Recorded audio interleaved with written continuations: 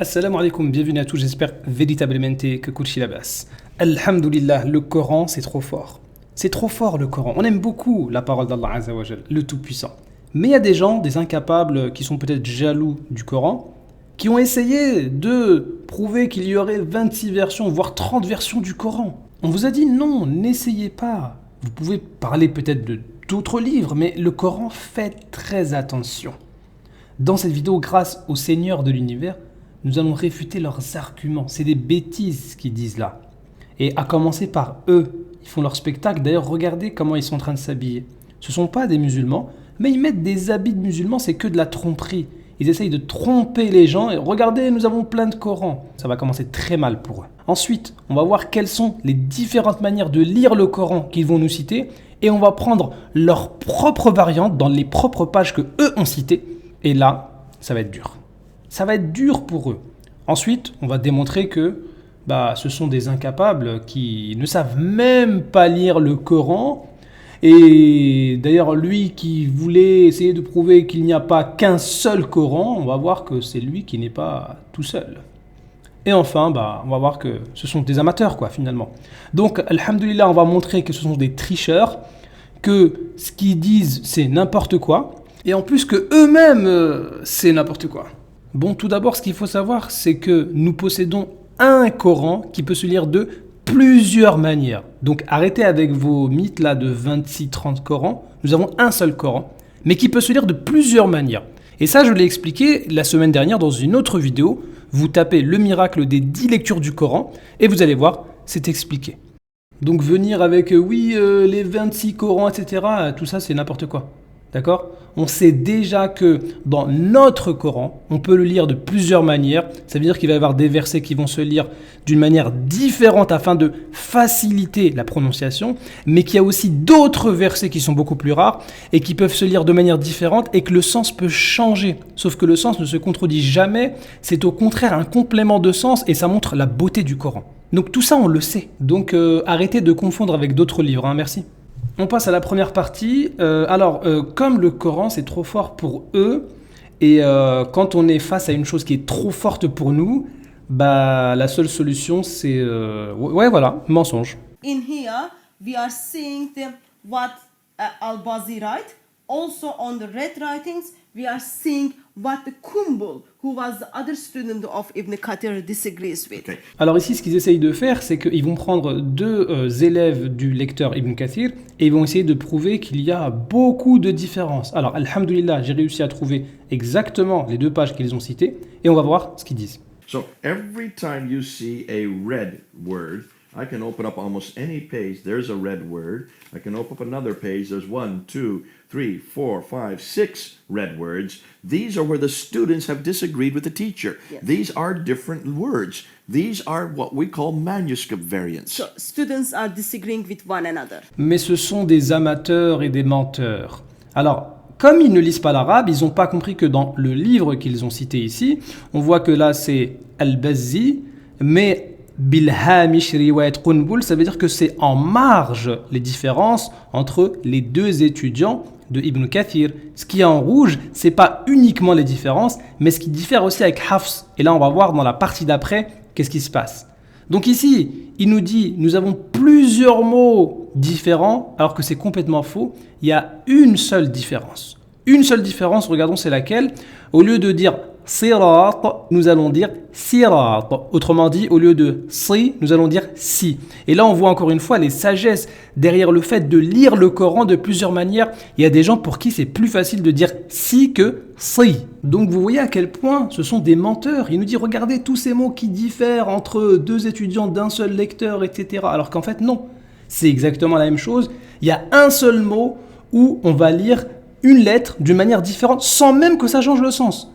Mais lui, comme il est derrière sa caméra et que son livre, il le montre un petit peu de loin, il se dit, c'est bon, personne ne va faire un screen, personne ne va vérifier, c'est compliqué, donc allez, je peux mentir. Et ce mensonge, ils vont le répéter plusieurs fois. Al-Duri Quran from Abu Amar Allah. Look at these. 1, 2, 3, 4, 5, 6, 7, 8, 9, 10, 11, 12, 13, 14, 15, 16. I run out. This is Al-Duri completely disagreeing with not only with the other students, but also with his teachers. Ah pas de chance pour eux. Alhamdulillah, grâce à Allah Azza wa Jal, j'ai trouvé exactement le même livre et en plus exactement les mêmes pages. Regardez, ici, c'est complètement la même chose. L'étoile avec le petit espace ici et puis avec le même nombre de mots en gras sur le côté. Bref, c'est exactement la même chose.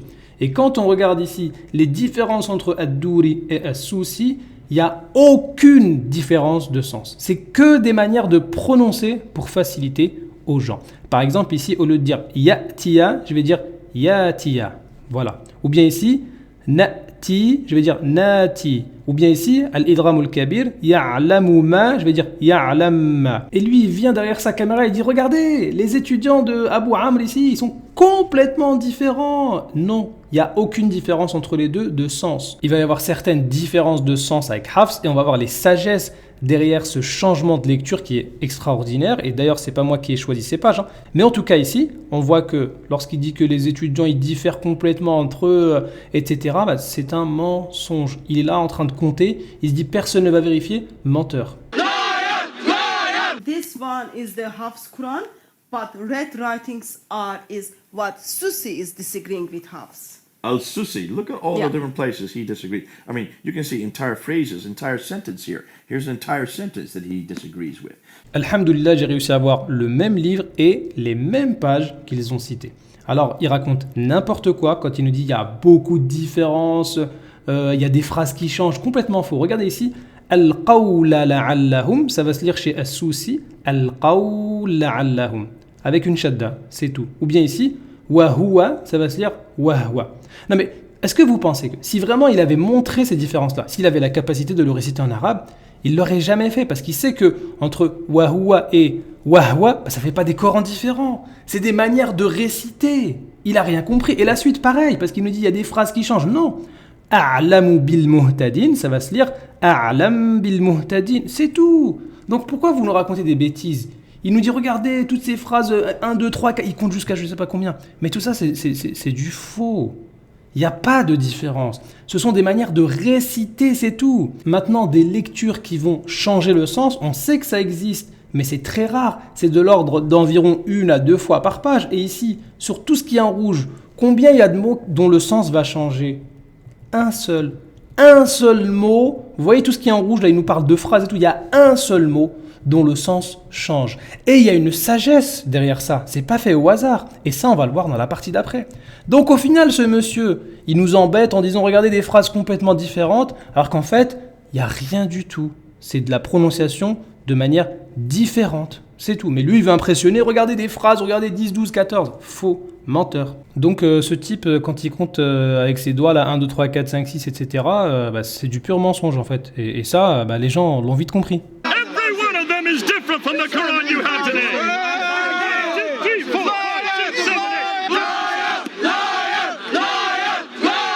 On passe maintenant à une variante citée très souvent par Jay Smith et qui concerne la sourate numéro 28 qui parle de magie ou de magicien. C'est donc les 2 pages citées par Jay Smith lui-même dans sa vidéo et on voit que son cinéma n'a pas fonctionné parce que tout ce qui est en rouge ici c'est exactement la même chose.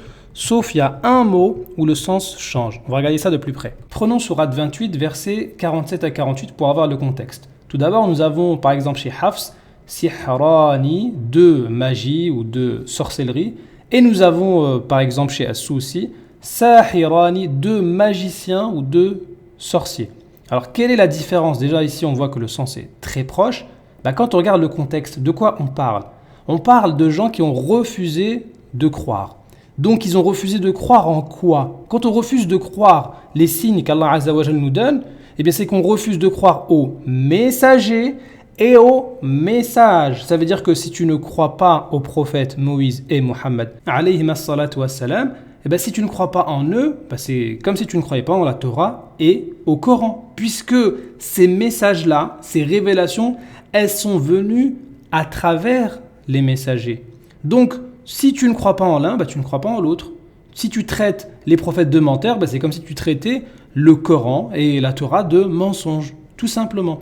Et ces 2 sens-là, en fait, on les retrouve partout ailleurs dans le Coran, dans toutes les lectures.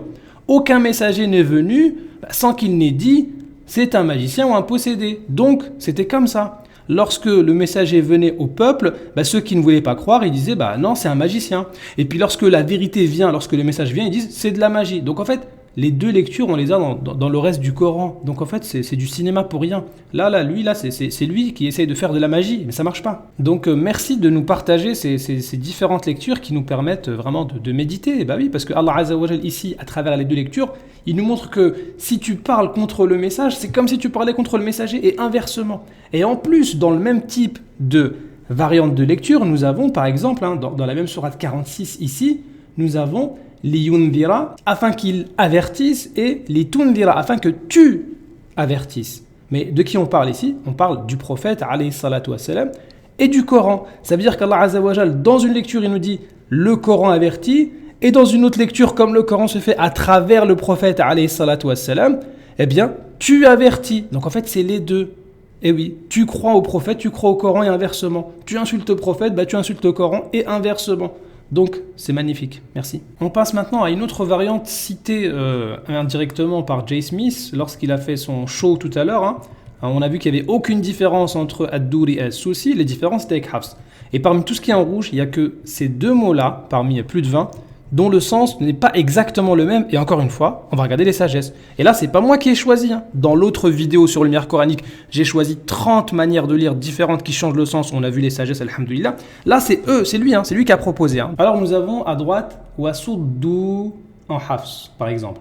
Et à gauche, nous avons Wasaddu, par exemple, chez As-Susi. C'est quoi la différence entre les deux? Eh bien, Wasuddu, ils ont été empêchés. Wasaddu, ils ont eux-mêmes empêché.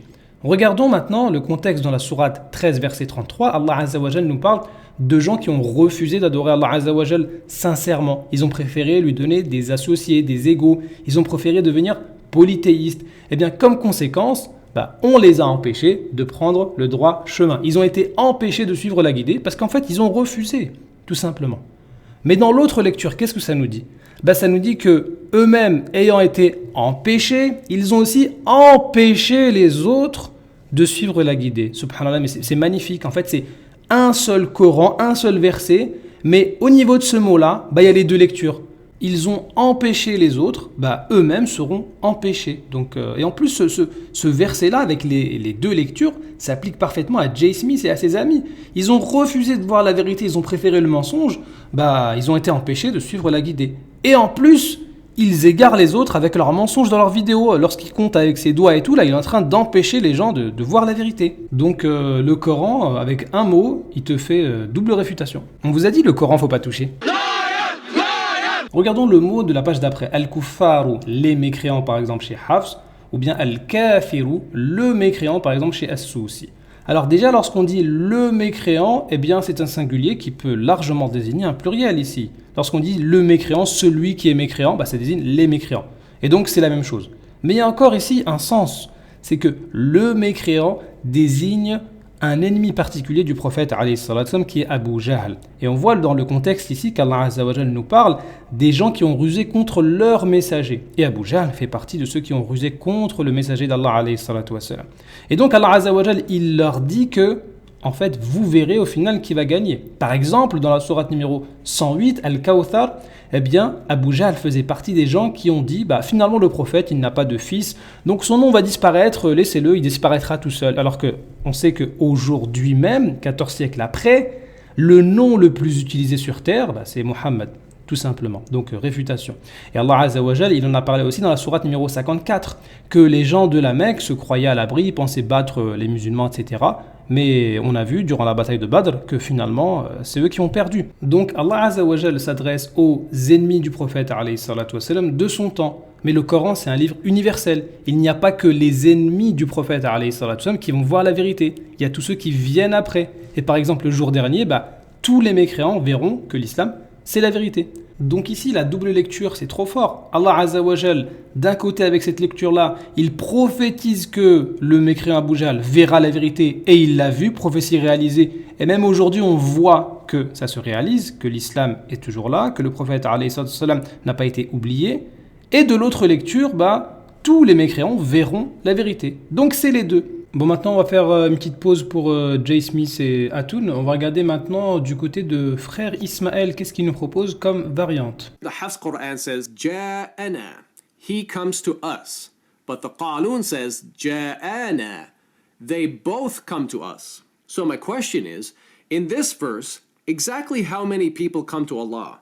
Is it one person, as in the Hafs Quran, or two people, as in the Qalun Quran? Alors c'est toujours pareil avec ce type d'islamophobe ignorant. Il va juste nous dire, il viendra, les deux viendront. Ah, c'est lequel qui est bon? Mais lis au moins le verset et dis-nous de quoi ça parle. Il ne le fait pas, donc on va le faire à sa place. Alors je l'avais déjà fait sur Lumière coranique, mais je vais le refaire ici, c'est pas grave. Le contexte, c'est quoi? Allah Azza wa Jal nous parle de la personne qui refuse de croire, qui refuse les signes, qui refuse le rappel d'Allah Azza wa Jal. Comme punition, eh bien, il a un diable qui devient son compagnon, inséparable. Ils sont toujours ensemble, lui et son diable. Sauf que le jour dernier, qui va venir? Eh bien, en fait, les deux viendront, Ja'ana, mais chacun seul. C'est-à-dire que même si vous êtes ensemble, d'ailleurs ici-bas, ça peut marcher des fois quand on a un problème, mais on est plusieurs, on peut s'entraider. Mais là, le verset d'après, vous voyez ici, 38, on passe à 39. Le verset d'après explique: il ne vous profitera point ce jour-là que vous soyez associés dans le châtiment. Les deux viendront, mais chacun seul. Les deux viennent parce que les deux sont responsables. Ils se sont entraidés dans le mal, donc les deux seront jugés, mais chacun sera tout seul. Et oui, ça ne marche pas le jour dernier d'être associés dans le châtiment, c'est-à-dire on va s'aider les uns les autres, ça ne marche pas. La même sourate, regardez ici, les amis ce jour-là seront ennemis les uns des autres, excepté les pieux. Et Allah Azza wa Jal va encore nous le dire dans la sourate numéro 19 que tout ce qui est dans les cieux et sur la terre se rendront auprès du tout miséricordieux en serviteur. Donc tout le monde va venir auprès d'Allah et tout le monde sera seul. Donc une lecture nous montre que tout le monde viendra, tout le monde sera jugé, mais chacun sera seul. Il n'y a pas de famille, il n'y a pas d'amis, il n'y a pas de rien du tout, il n'y a pas de collègues. D'accord? On sera tous ennemis sauf pour les pieux. Maintenant, regardons comment cette différence de lecture s'applique parfaitement à lui. D'ailleurs, vous avez vu, j'ai mis deux images. Alors, ce chrétien prétend avoir vu Jésus dans une vision. Donc, il aurait demandé à voir le Père, Dieu le Père, et puis tout d'un coup, il voit Jésus. In my soul, I wanted Jesus Christ to be God. I really did, because I love Jesus. I didn't believe Jesus was God at that time. I prayed to the Father, Father, let me see you. And I saw Jesus. Non mais attends. Ta vision, elle est un peu louche.